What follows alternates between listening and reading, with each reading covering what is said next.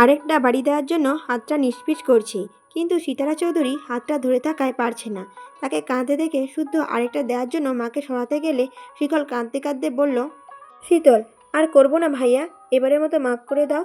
শুদ্ধ, আর করবি কি না পরের হিসাব, এখন করলি কেন? বারণ করেছিলাম না? বলেছিলাম না চৌধুরী নিবাসের মেয়েরা এত সস্তা না? সস্তা মেন্টালিটি দেখাতে চাইলে বাসার বাইরে বেরিয়ে যেতে বলেছিলাম? শুদ্ধর ধমকে কেঁপে উঠল শীতল।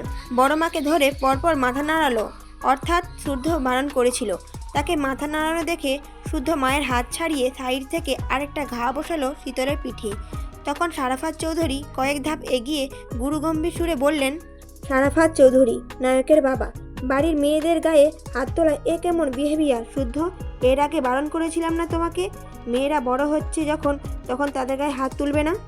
শুদ্ধ, বাড়ির মেয়েরা যদি অবাধ্য হয়, শুধু মার কেন, প্রয়োজন গলার ফাঁস দিয়ে সিলিংয়ে ঝুলিয়ে রাখবো।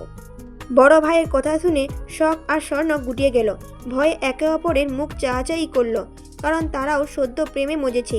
একথা যদি শুদ্ধ জানে, ওদের মেরে শুটকি করে রোদে শুকাতে দেবে। বেঁচে থাকলে অনেক প্রেম করা যাবে। ছেলের কথা শুনে সারাফাত চৌধুরী খুব বিরক্ত। তাচ্ছিল্যের নজরে তাকিয়ে রইলেন। এ ছেলেকে কিছু বলা না বলা দুটোই সমান। মুক্ত নয়, যেন ধারালো ব্লেড, যা বলবে কাটকাট উত্তর যেন প্রস্তুতি থাকে। তবুও তিনি দমে গেলেন না। ছেলেকে শাসিয়ে বললেন, সারাফাত চৌধুরী, সে যতই অন্যায় করুক, সেসব দেখার জন্য আমরা আছি। তুমি কেন মারবে? শুদ্ধ, কারো অপকর্ম যদি আমার সম্মানে সামান্য ছিটে ফোটাও দাগ লাগায়, তাহলে আমি তাকে ছেড়ে দেব না, সে হোক বাবা মা কিংবা কাজিন। একথা বলে সে শীতলের দিকে তাকালো। ভয় পেয়ে শীতল সিথিয়ে গেল বড় মায়ের পেছনে। শুদ্ধ তখন অপর হাতে থাকা শীতলের মোবাইলটা সজোরে আছাড় মারল মেঝেতে। মোবাইলটা ভেঙে চুরে খান খান হয়ে ছিটিয়ে গেল চারিদিকে। শখের মোবাইলে করুণ দশা দেখে শীতলের কান্নার গতি বাড়ল। কত কেঁদে কেটে ফোনটা কিনেছিল সে, অথচ এই বর্বর লোকটা ফোনের জান কবজ করে নিল। তখন সারাফাত চৌধুরী কিছু বলার আগে সাওয়ান চৌধুরী শুদ্ধকে জিজ্ঞাসা করল, সাওয়ান চৌধুরী, নায়ক নায়িকার মেজো চাচা, কি করেছে শীতল? মারছিস কেন, বলবি তো নাকি? শুদ্ধ নিজের মুখে কিছু বলল না।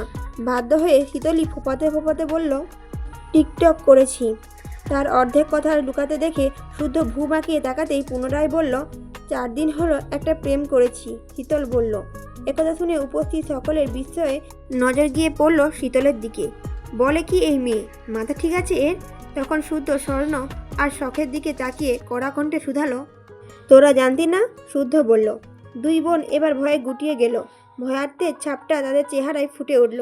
একথা তারা জানতো, শীতলের পেটের পাতলা, যেটাই করুক তাদের বলে দেয়। তাদের মুখ দেখে শুদ্ধ যা বোঝায় বুঝে গেল। এরা তিনজনই এক ঘাটের মাঝি, এদের খবর তা জানা আছে। একজন প্রেম করে টিউশন টিচারের সঙ্গে, আরেকজন ইউনিভার্সিটির একজন ডিপার্টমেন্টের ছেলের সঙ্গে। এই দুইটাকেই একটা শিক্ষা না দিলে হবে না ভেবে ওদের দিকে তেড়ে গেলে সাওয়ান চৌধুরী থামালেন। তিনজনকে খুব বকলেন। মেজো বাবার বকা শুনে শখ, স্বর্ণ, শীতল মাথা নিচু করে দাঁড়িয়ে রইল। অতঃপর এদিকের পরিস্থিতি সামলে নাস্তা পর্ব শেষ করে যে যার কর্মক্ষেত্রের উদ্দেশ্যে বেরিয়ে পড়লেন। সারাফাত ও সাওয়ান চৌধুরী ওনাদের অফিসে চলে গেলেন। ওনারা নিজস্ব আলাদা আলাদা ব্যবসা দেখাশোনা করেন। শাহাদাত চৌধুরী আর্মি অফিসার, কিছুদিনের জন্য ছুটিতে এসেছেন। বর্তমানে আছেন চট্টগ্রামে। সারাফাত চৌধুরী বাড়ির বড় কর্তা। ওনার সহধর্মিণী সিতারা চৌধুরী এবং তার 3 সন্তান, সায়ন, শুদ্ধ, শখ। সায়ন পরিবারের বিরুদ্ধে গিয়ে রাজনীতি বেছে নিয়েছে। বলা যায় বড় মাপের রাজনীতিবিদ সে। শুদ্ধর পড়াশোনা চলমান এবং সে একজন গবেষক। সে ঢাকায় থাকে। সুযোগ বুঝে 2-4 দিনের জন্য বেড়াতে আসে। আর শখ অনার্স শেষ বর্ষের ছাত্রী। সাওয়ান চৌধুরী এই বাড়ির মেজো কর্তা। তার সহধর্মী সিরাত। তাদের যমজ ছেলে সৃজন ও সাম্য। তাদের বয়স 12 বছর। ওদের দুজনের চেহারা একই রকম, চট করে তাকিয়ে আলাদা করা মুশকিল। জন্মগতভাবে তাদের দুজনের চোখের সমস্যা, বিধায় চশমা পড়তে হয় দুজনকে। রোগ শোকও হয় একসাথে। সকালে একজনের জ্বর এলে 2 ঘন্টার মধ্যে আরেকজনের গা গরম হবেই, মিস হওয়ার স্কোপ নেই। তাই একজন অসুস্থ হওয়া মাত্র সিরাত মানসিকভাবে প্রস্তুতি নেয় আরেকজনকে সেবা শুশ্রূষা করার। তবে তারা স্বভাবে হয়েছে উল্টো, একজন উত্তর মেরু তো আরেকজন দক্ষিণ মেরু। শাহাদাত চৌধুরী হচ্ছে এ বাড়ির ছোট কর্তা। ওনার সহধর্মিণী সিমিন। তাদের 2 মেয়ে, স্বর্ণ ও শীতল। স্বর্ণ অনার্স 2য় বর্ষের ছাত্রী। শীতল সবে কলেজে পা দিয়েছে। শাহাদত চৌধুরী চাকরিস্থল চট্টগ্রাম, সেখানে থাকেন। স্ত্রীসহ মেয়ে দুটোকে সবার সঙ্গে চৌধুরী নিবাসে থাকেন। তারা এ বাড়ি থেকে এক পাও নড়তে ইচ্ছুক নয়।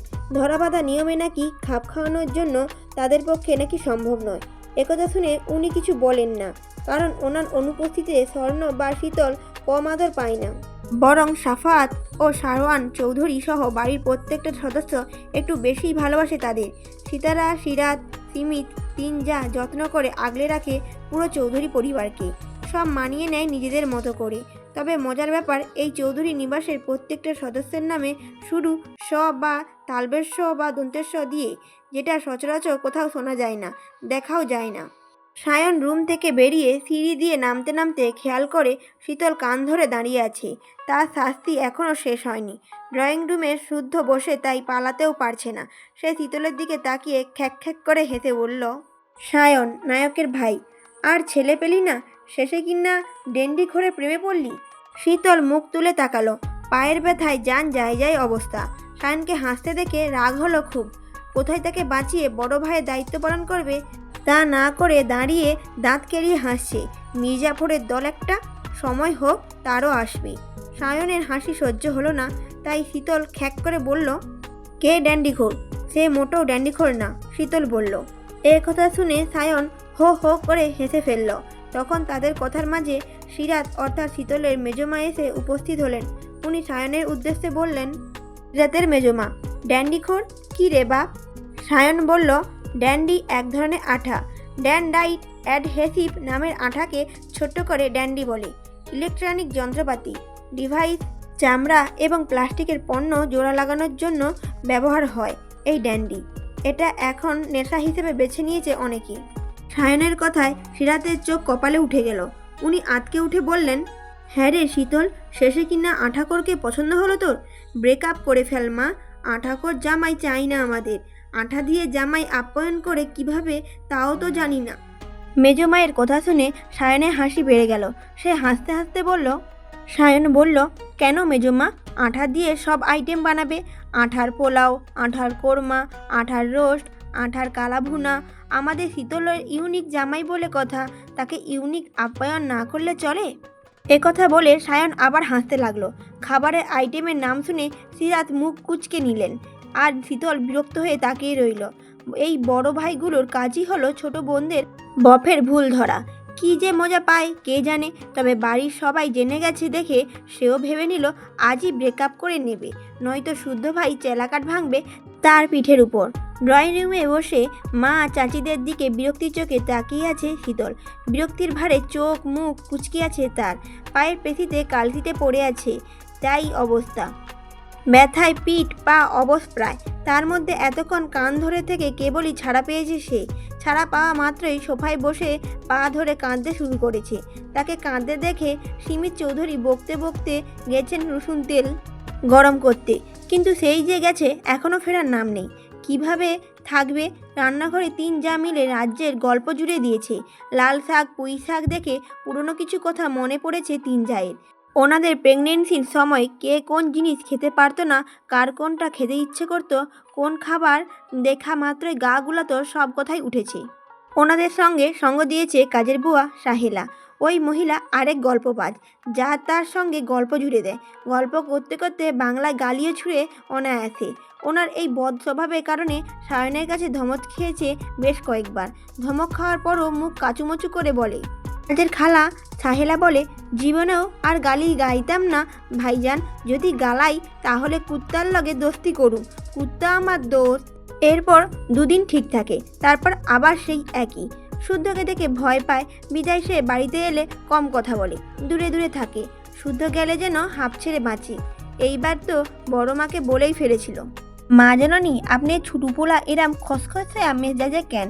হেই প্যাডে থাকতে কি খুকসা পাতার রস খাইছিলেন? সেদিন তার কথা শুনে বড় মা অবিস্ময়ে নজরে তাকিয়েছিলেন। আসলে কি জবাব দিবেন বুঝে উঠতে পারছিলেন না বেচারি। এইদিকে রান্নাঘরে গল্প আরও জমে উঠেছে। অট্টহাসির শব্দ শোনা যাচ্ছে। শীতল ফোপাতে ফোপাতে খোঁড়াতে খোঁড়াতে ধীরে ধীরে সিঁড়ি বেয়ে নিচের রুমে চলে গেল। বিছানায় শুয়ে বালিশের পেটে মুখ গুজে কাঁদতে লাগলো। সকাল সকাল মুড খারাপ করে দিয়েছে এই পাঁজি শুদ্ধ। সব জায়গার শুদ্ধ পুরুষগিরি না করলে চলে না তার।